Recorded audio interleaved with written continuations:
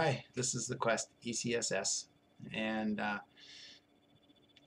this chapter of our life, I gotta tell you, after reading this, it became a little bit emotional for me, and I think those that has followed us for a while will understand why. But anyways, here we go. Uh, the Quest ECSS, 7 former Marines join us for a rescue. Yep. Um, this is April 21 action report. So some time ago, I got a call from a Marine. He had been friends, or a friend of the one we call him brother, or the Marine. Uh, all the teammates called him the Marine. Um, those of you who follow us know him as the lovable giant. He was killed during a rescue along with others. This Marine wanted to know, that I'm talking to, wanted to know about the work that he had done with us, the things that he did, and so on. This Marine had conversations with him, the lovable giant, after he had joined us.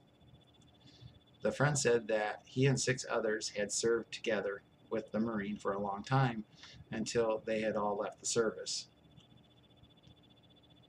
The 7, got together recently, and all they could talk about was how they missed the Marine,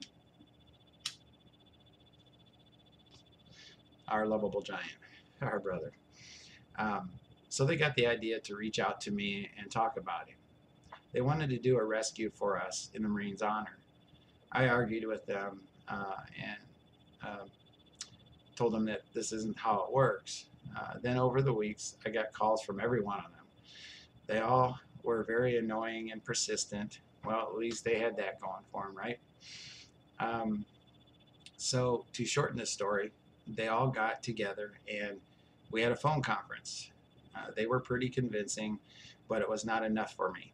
So I interviewed each one of them individually, tested them, and checked their references of how the Marine had done his work for us.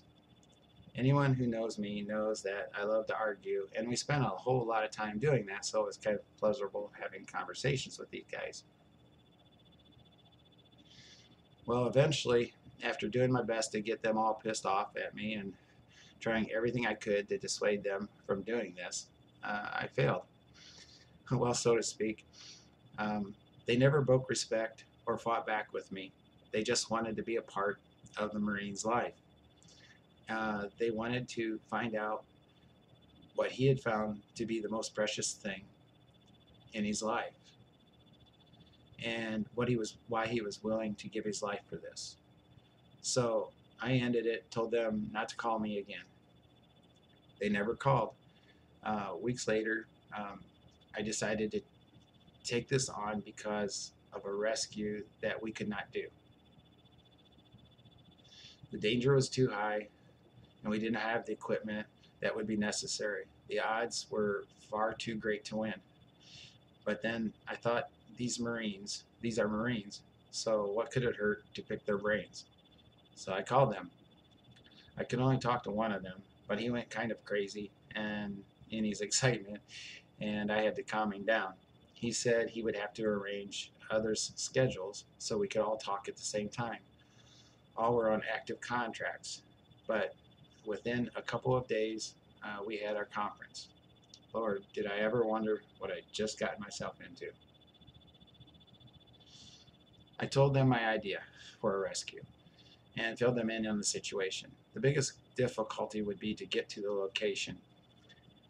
We would have to cross a lot of water. There would be no sanctuary at the location.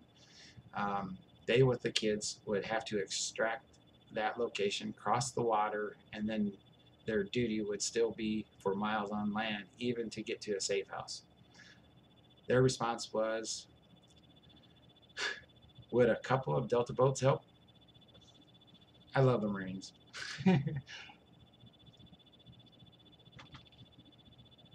One thing I need to mention, because I think it has bearing on this, is that one of the Marines is a female, and she was the most emotional in our conversations about the Marine. The Marine was like her adopted big brother, who was always watching out for her in and out of the service. she always took care of him because he was going through some very rough times adapting to civilian life. As I was interrogating her during the interviews, his story became her story. She cried several times because she too wanted to know or wanted to experience what had saved her big brother's life, the Marine. All right, so this is the end of part one. I wanted to give you a summary, not bore you too much.